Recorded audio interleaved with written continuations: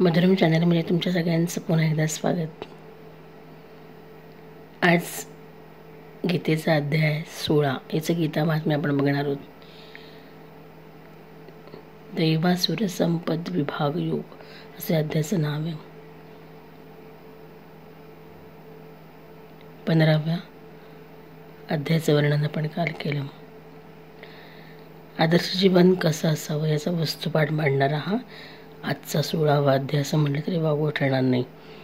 परमेश्वर सगळीकडे व्यापून भरला आहे आणि समजायला मात्र आपल्याला आत्मज्ञान हवं आणि त्यासाठी आपण गुणातीत होऊन सद्गुणी व्हायला हवं असंच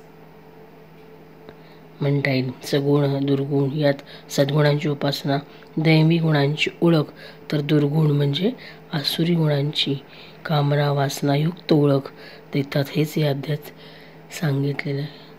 दैवी आणि आसुरी गुण. मागच्या अध्यायामध्ये आपण गुणातीताची लक्षणं बघितली. आता आज याचा थोडासा वेगळा विचार, दैवी गुण आणि आसुरी गुण म्हणजे सद्गुण आणि दुर्गुण याचा आपण विचार या अध्यायात करणार आहेत. आणि याची सुरुवात या अध्यायाच्या पहिल्या 3 श्लोकामध्येच आपल्याला सद्गुण कोणते याची ओळख सुरुवातीलाच मिळते. म्हणजे अध्याय 16 मधले पहिले 3 श्लोक जे आहेत, श्री भगवान वाच अभयम सत्व संशुद्धिर ज्ञान योग व्यवस्थिती दानम दमश्च यज्ञश्च स्वाध्यायस्तप आर्जवम अहिंसा सत्यमक्रोधस त्यागशान्तिरपैशुनं दया भूतेषु लोलुप्त्वं मार्दमं हीरशापलं तेजः क्षमा धृतिश्शौचं अद्रोहो नातिमानिता भवन्ति संपदं दैवीम् अभिजातस्य भारत. या 3 श्लोकातच आपल्याला वर्णन ह्या सद्गुणांचं मिळतं बघायला. त्यामध्ये सुरुवात असताना अभय म्हणजे कशाचं भय नसणं हा पहिला सद्गुणाचा पाया आहे असं सांगितलेलं आहे पहिल्या श्लोकामध्येच. आणि असंच म्हणता येतं की अभय हा सगळ्याचा महत्त्वाचा पाय म्हणजे कशाची भीती न वाटणं, आपल्याला आपण अभय असणं हा पहिला सद्गुण आहे. नम्रता ही त्याची बहीण आहे आपण असं म्हणूया, हा दुसरा सद्गुण आहे. हा दुसरा दैवी सद्गुण म्हणता येईल. आणि यासाठी आत्मज्ञान असणं किंवा आपण म्हणूया की म्हणजे सद्गुण हे 3 श्लोकामध्ये सद्गुणांचं वर्णन बघायला मिळताना नम्रता, अभय हे 2 सद्गुण दैवी सांगितलेच आहेत. पण त्यासाठी आत्मज्ञान असणं किंवा सात्विक वृत्ती असणं, ज्ञान कर्म हे मिळवता येणं हे महत्त्वाचं आहे.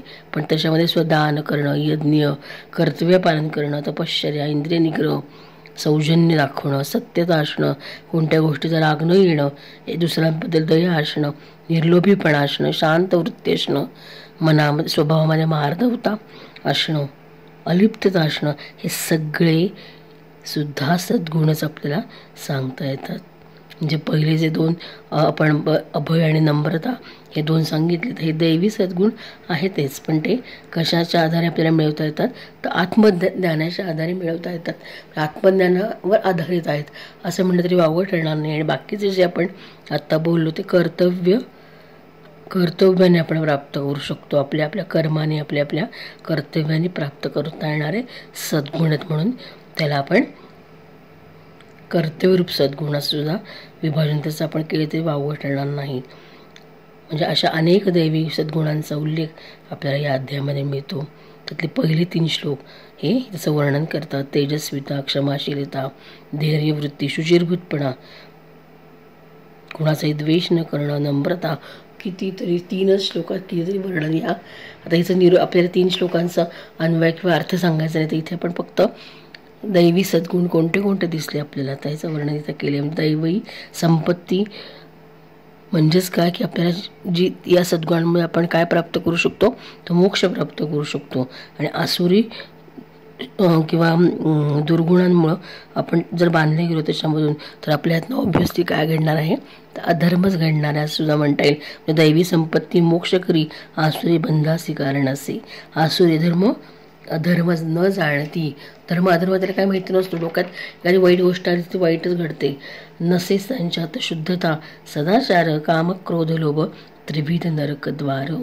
आणि जसं मी बोलली प्रत्येक अध्यायाचं काहीतरी तत्व आहे. तसं येता या 16व्या अध्यायामध्ये नरकाची 3 द्वारं उघडलीत.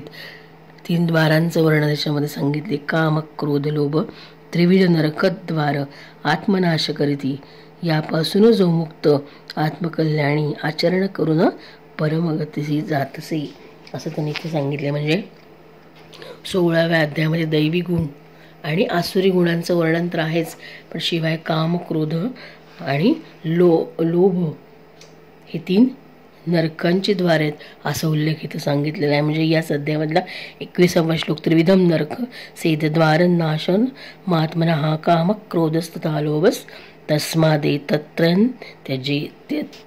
त्यजेत असं सांगितलेलं. म्हणजे हा अध्यायामध्ये हे काम, क्रोध, लोभ ही नरकाचे द्वार आहेत. पण गीता हे शास्त्र आहे, त्यामुळे गीता हे शास्त्र याला वेगळ्या अर्थाने घेते. तर ते कसं, तर असं थोडंसं वेगळं वाटलं मला की शास्त्र आहे. कारण आपण म्हणतो की गीता हे शास्त्र आहे, तर काम, क्रोध आणि लोभ त्रिविधन नरकस्येदन द्वारन नाशन महात्मना हा काम क्रोधस्तथा लोभस तस्मादे तस्सन त्यजेत इथं सांगितलं त्यांनी. तर पण जरी हे 3 आपल्याला दुर्गुण सांगितले किंवा आपण म्हणूया की आसुरी गुण आहेत असं म्हणलं, तरीसुद्धा ही नरकाची द्वार असली तरी गीता हे शास्त्र असल्यामुळं हे शास्त्र जाणून घेऊन त्याचा अर्थ वेगळा संदेश आपल्याला देते की काय असं वाटलं. कारण शास्त्र जाणून कर्माचं आचरण करत राहणं हाच संदेश आपल्याला याच्यामधून मिळतो. आणि गीता हे दैवी सद्गुणांचं आचरण करणार शास्त्र आहे, म्हणून ती ब्रह्मविद्या आहे. आपण अध्यायाच्या शेवटीच म्हणतो ब्रह्मविद्या योगशास्त्र सांगतो आपण इथे. या अध्याय प्रत्येकाचं शेवट योगशास्त्री बोलतो आपण. म्हणजे गीता हे शास्त्र आहे आणि दैवी सद्गुणांचं आचरण करायला गीता लावते. ती ब्रह्मविद्या आहे आणि समत्वाचं शास्त्र आहे असंही म्हणता येईल. आता शास्त्र म्हणजे काय, तर शास्त्र म्हणजे साक्षात्कारी सिद्ध पुरुषाची अमृतवाणी. ज्यांनी या परमतत्वाला जाणले त्या सर्वांच्या अनुभूतीतून उद्घोषित झालेली वाणी म्हणजे शास्त्र. ज्यांनी अनुभव मिळाले त्या अनुभवातनं ज्यांनी ती वाणी उद्घोषित केली त्याला शास्त्र संपदा असं म्हणता येईल. म्हणून गीता हे एक शास्त्र आहे असं म्हणता येईल. त्यामुळे या काम, क्रोध आणि लोभ या 3 नरकद्वारांचा उल्लेख गीतेच्या माध्यमातून त्यावरती मात करायला शिकवते असं हे शास्त्र. म्हणजे इथं श्रीकृष्ण अर्जुनाला त्याच्या शास्त्रधर्माचे आचरण करून युद्ध कर असं सांगतोय. क्षत्रियांचं युद्ध हेच ध्यान आहे आणि त्यातच त्यांचा मोक्ष, म्हणजे असं त्याचं काम ज्यांनी त्यांनी करावं असं म्हणतात दुसऱ्या भाषेत सांगायचं झालं तर. आणि ज्याला जे काम नेमून दिले तेच त्यांनी केलं तर त्यातच त्याला परम आनंद मिळतो, मोक्ष मिळतो असं म्हणता येईल. पण सध्या या आपल्या सतयुगामध्ये शास्त्र जाणून घेणं किंवा शास्त्रानुसार चालणं हे शक्य होतं. पण कलियुग जे आहे त्या कलियुगामध्ये अशा शास्त्रानुसार चालणं थोडंसं कधी अवघड होऊ शकतं. म्हणून मग कलियुगामध्ये शास्त्राऐवजी सद्गुरूंचा आधार घ्यावा असं सुद्धा म्हणतात. म्हणून गुरु हा परम मित्र, परमसखा असं म्हणलं तरी वावगं ठरणार नाही. कारण अशा शास्त्राचा शोध सतयुगामध्ये ठीक होता, पण आता या कलियुगामध्ये सद्गुरू हाच शोध महत्त्वाचा ठरेल. पण मग पुढचा प्रश्न येतो की सद्गुरू कोणाला म्हणायचं, कसं ओळखायचं सद्गुरू असं सुद्धा मनात आपलं येऊ शकतं. तर आपल्यातच तो गुरु दडलाय असं आपण पहिल्यांदा स्वतःचाच उद्धार करायचा. म्हणजे आपल्यातच मी कोण, माझं खरं स्वरूप कोणतं आहे ते मलाच कसं कळेल याची उत्तर जर मिळवली तर आपल्याला गुरु भेटतो असं सुद्धा म्हणता येईल. जेव्हा आपल्याला एखाद्या प्रश्नाचं उत्तर शोधण्यासाठी आपलं मन तळमळतं, आता ह्याच्यात काय आहे, याचं उत्तर काय असेल, हे असं का ते तसं का, असे प्रश्न जेव्हा आपल्या मनात पडतील आपण का असावीच होऊ एखादी गोष्ट किंवा एखादं ज्ञान मिळवण्यासाठी, तेव्हा आपोआपच आपणच आपले गुरु होऊन जातो. आणि तेव्हा सद्गुरूंची सुद्धा आपल्याला भेट होते. कारण त्याचं उत्तर शोधण्यासाठी आपण कोणत्या तरी गुरुच्या शोधात जातो आणि मग आपल्याला त्याचं ज्ञान प्राप्त होतं आणि मग हे शास्त्र उलगडत जातंच असं म्हणता येईल.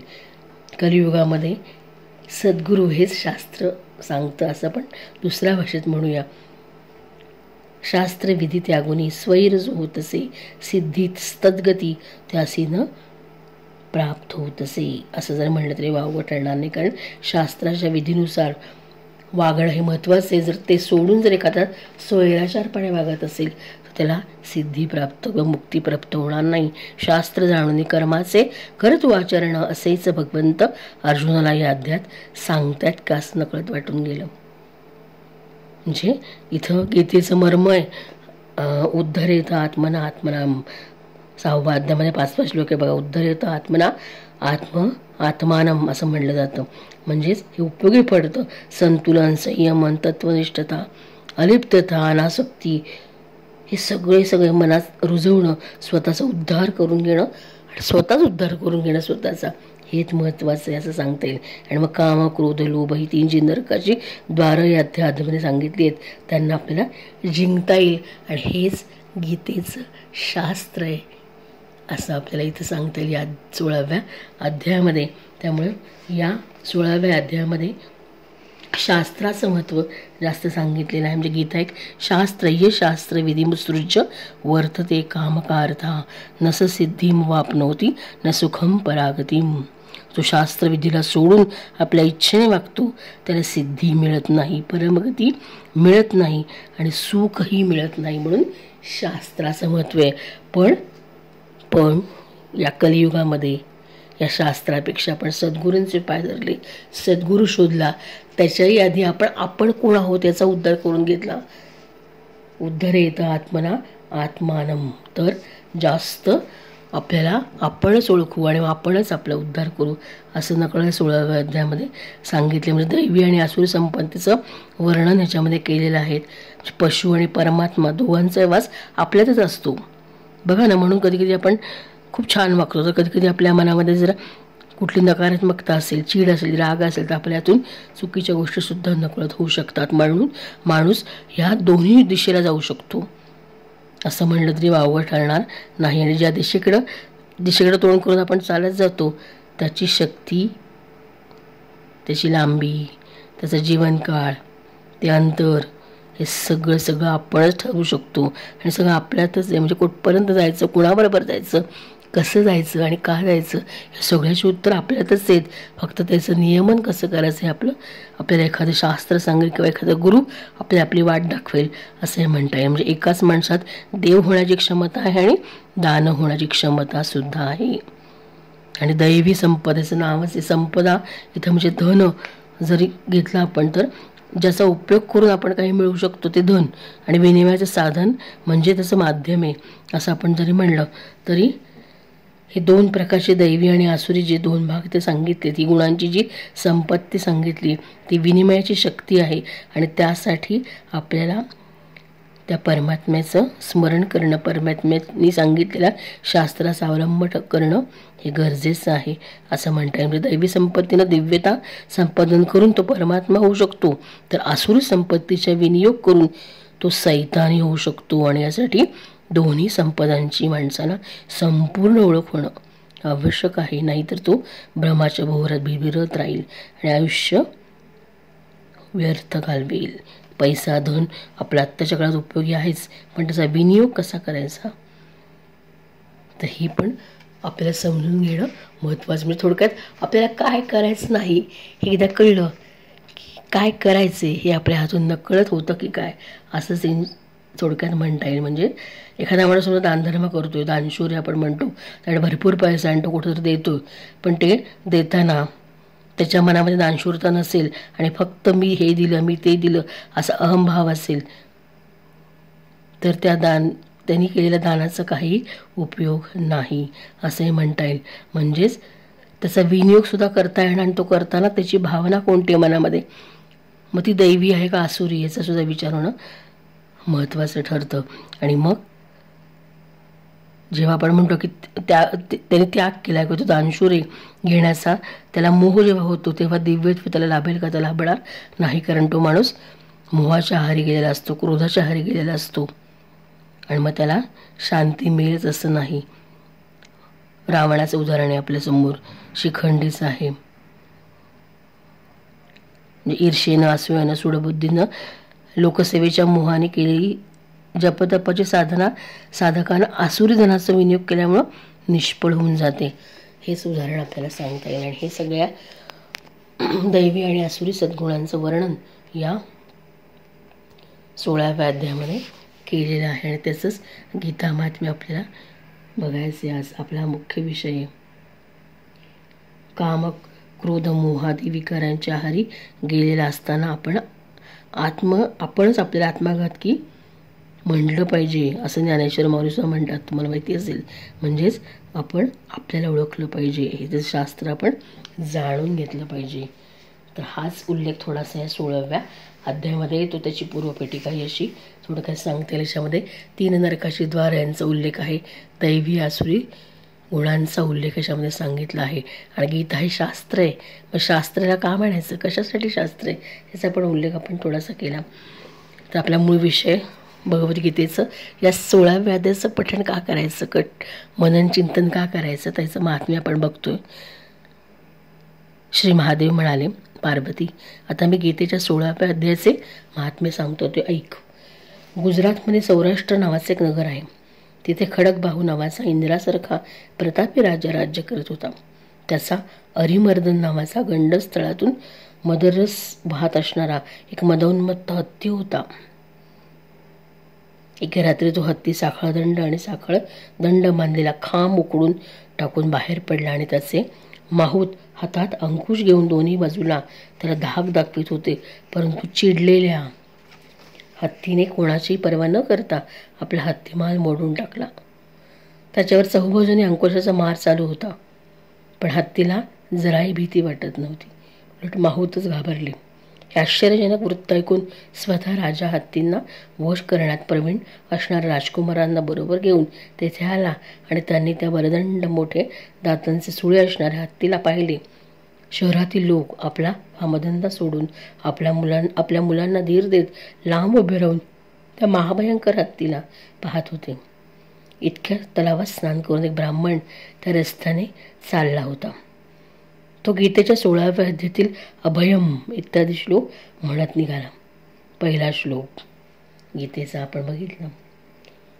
इतर लोकांनी व माहुतांनी अडवले तरी तो कोणाचेही न ऐकता त्या हत्तीजवळून निघाला. त्याला त्या हत्तीची मुळीच भीती वाटत नव्हती. इकडे हत्ती मोठमोठ्या चित्कार करत लोकांना तुडवीत चालला होता, परंतु त्या ब्राह्मणाने त्याच्या मदरसाने भिजलेल्या गंडस्थळावरून हात फिरून तो पुढे गेला. ते पाहून राजा व लोक यांना आश्चर्य वाटले. त्यांच्या आश्चर्याला पारावर उरलं नाही.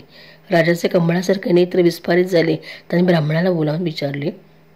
राजा रथातून खाली उतरला. त्याने ब्राह्मणाला नमस्कार करून विचारले, ब्राह्मण आपला प्रभाव अलौकिक आहे, कारण आपण या काळासारख्या गजराजाला हात लावून सुखरूप परत आलात. तर महाराज सांगा की आपण कोणत्या देवाची पूजा किंवा कोणत्या मंत्राचा जप करता, तसेच आपल्याला कोणती सिद्धी प्राप्त झाली आहे. ब्राह्मण म्हणाला, राजा दररोज गीतेच्या 16व्या अध्यायातील काही श्लोकांचा जप करतो, त्यामुळे या साऱ्या सिद्धी मला मिळाल्या आहेत.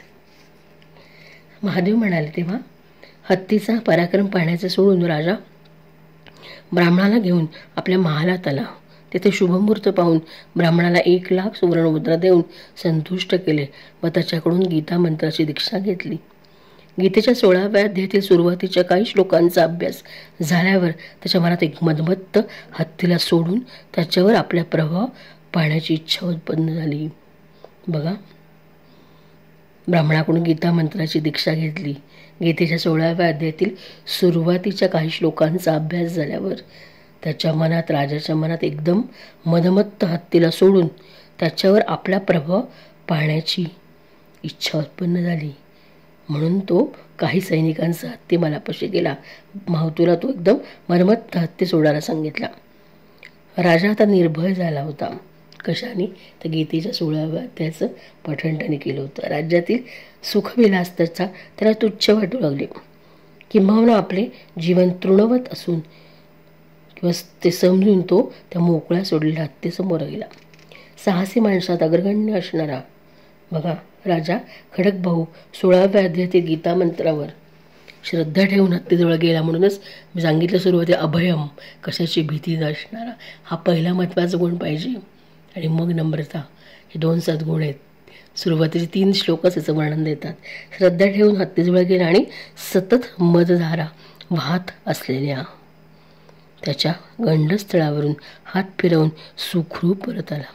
मग असे घाबरणारा राजा आज सहज त्या हत्तीच्या समोर उभा राहू शकला आणि त्याला स्पर्श करू शकला. जसा धार्मिक माणूस काळाच्या तोंडातून किंवा साधू पुरुष दृष्टाच्या तोंडातून बाहेर येतो, तसा राजा त्या गजराजाच्या तावडीतून सुटून आला. हा प्रभाव पाहून राजमहालात आल्यावर त्याने आपल्या मुलाला राजसिंहासनावर बसवले आणि स्वतः गीतेच्या 16व्या अध्यायाचा पाठ करून परमगतीला प्राप्त झाला. हे शास्त्र सांगते. गीता शास्त्र आपण म्हणतो 16व्या अध्यायामध्ये दैवी आसुरी या 2 गुणांचं वर्णन याच्यामध्ये केलेलं आहे. आणि हे शास्त्र ज्याला कळलं तर तो परमगतीचं प्राप्त झाला असंच म्हणता येईल. म्हणजे त्यासाठी काय भेटणं गरजेचं आहे? तुम्हाला सध्याच्या काळामध्ये सद्गुरू भेटणं गरजेचं आहे. कासावीस होता यायला हवं. मला हे काय येत नाही, मला कायची भीती वाटते, मी काय ह्याचं उत्तर मला कसं मिळवू? जेव्हा तुम्ही कासावीस व्हाल तेव्हाच तुम्हाला त्याची उत्तर मिळते आणि त्यासाठी स्वतःचा उद्धार स्वतःच करणं गरजेचं आहे. म्हणजे श्रीकृष्ण अर्जुनाला जेव्हा या क्षात्रधर्माचं पालन करण्यास सांगतो आणि युद्ध करण्यास सांगतो तर ते योग्य आहे, कारण त्यातच त्याचा काय होता? मोक्ष होता. पण त्या श्रीकृष्णाच्या काळी शास्त्र योग्य होतं किंवा गरजेचं होतं असं म्हणलं तरी वावगं ठरणार नाही. पण आजकालच्या काळात हे शक्य नाही, म्हणून सद्गुरूचा शोध आपण घेणं गरजेचं आहे. मग जो गुरुशी भेटतो, गुरुची भेट घेतो, त्याला शास्त्राच्या नकाशाचे रहस्य आणि वर्म सहज उलगडता येईल. असाच हा 16वा अध्याय आपल्याला स्वतःचाच उद्धार स्वतःच करा असं सांगतो. उद्धरेत आत्मना आत्मानम असंच म्हणता येईल. हे गीतेचं मर्म आहे ॲक्च्युली. हा 6व्या अध्यायातला 5वा श्लोक. म्हणजे सगळे दैवी आणि आसुरी गुणांचं जर आपण 2 विभागात वर्गीकरण केलं तर संतुलन, संयमन, तत्वनिष्ठता, अलिप्तता, अनासक्ती, आता प्रत्येकाचं विश्लेषण देत बसतो तर खूप मोठं होईल. तर हे सगळं आपल्या मनात आपण रुजवलं पाहिजे आणि आपला स्वतःचा उद्धार आपणच करून घेतला पाहिजे. आणि तरच काम, क्रोध, लोभ ही जी नरकाची द्वारं इथं सांगितली तर त्यांना जिंकता येईल आपल्याला. आणि हे गीताशास्त्र सांगतं. याचं वर्णन या गीतेच्या 16व्या अध्यायामध्ये केलं आहे असं म्हणलं तरी वावगं ठरणार नाही. तर असा हा 16वा अध्याय दैवी आणि आसुरी सद्गुणांची पराकाष्ठा करायला लावणारा, शास्त्राचं महत्त्व सांगणारा, शास्त्रविधी त्यागुणी स्वैर जो होत असे, सिद्धी सद्गती त्यासी न प्राप्त होत असे असं म्हणता ते स्वतःचा उद्धार आपण कसा करायचा? काम, क्रोध, लोभ त्रिविध नरकद्वार आत्मनाश करती आणि यापासून जो मुक्त आत्मकल्याणी आचरण करती तो परमगतीस जात असे. गीतेचं तत्वच हे ज्ञानम मोक्षसे. ज्ञानेश्वरांनी भावार्थ दीपिका काढलेली ज्ञानम मोक्षसे, माणसाला ज्ञानामुळं मोक्ष मिळावा हाच उद्देश होता. आणि आपण आपलाच उद्धार करू शकतो. म्हणजे आपल्यातील आजकालच्या आता पुन्हा सायकोलॉजिकल भाषेमध्ये वेगळ्या भाषेत बोलता येईल, पण इथं आपण आपला उद्धार आपणच करू शकतो हे सांगितलं. आणि सध्याच्या काळामध्ये शास्त्र म्हणजेच तुम्हाला भेटणारा सद्गुरू आहे. सद्गुरू कधी भेटतो? जेव्हा तुमच्या मनामध्ये त्यांना भेटण्याची आस निर्माण होते. तुम्ही एखाद्या पाण्यातून बाहेर पडलेल्या माशासारखे तडपडता की नाही मला हे जाणून घ्यायचे, मला याचं ज्ञान हवं आहे. जेव्हा तुम्हाला असं वाटेल तेव्हाच तुम्हाला सद्गुरू भेटेल. ठेस लागला की आपल्याला कळतं की इथे दगड आहे समोर, आपण बाजूने गेलं पाहिजे. तसंच हे गुरु काम करतात, सद्गुरू काम करतात. ते अध्याय 17 म्हणजे आपला हा जो गजरा आहे तो छान छान छान पुढे सरकत चालला आहे. आणि पहिल्या 6 अध्यायामध्ये कर्मयोग सांगितला, 7व्या ते 12व्या अध्यायापर्यंत भक्तियोगाकडे वळलं अर्जुनाला. आणि आता नंतर 13व्या अध्यायापासून 18व्या अध्यायापर्यंत त्यांनी आपल्या विश्वरूप दर्शनाद्वारे ज्ञान, भक्ती आणि कर्म हे सगळे कसे एकमेकाला जोडलेले आहेत त्याचं महत्त्व जाणून देतो. आणि त्यासाठी स्वतःचा उद्धार करणं कसं गरजेचं आहे त्यासाठी काही दैवी आणि आसुरी गुणांचं वर्णन या अध्यायात केलेलं आहे. असा हा 16वा अध्याय तुम्हाला आवडत असेल, समजत असेल, थोडीशी 16व्या अध्यायाची पूर्वपीठिका आणि गीता महात्म्य हा आपला मुख्य विषय या सत्राचा तो आपण बघतो. तुम्हाला आवडत असेलच. उद्या भेटूच. आजचं हे फूल श्रीकृष्णाच्या मी अर्पण करते. आणि तुम्ही तुमच्या सगळ्यांच्या मनातील श्रीकृष्णाला नमस्कार करत आज इथेच थांबते. उद्या भेटूच. जय श्रीकृष्ण.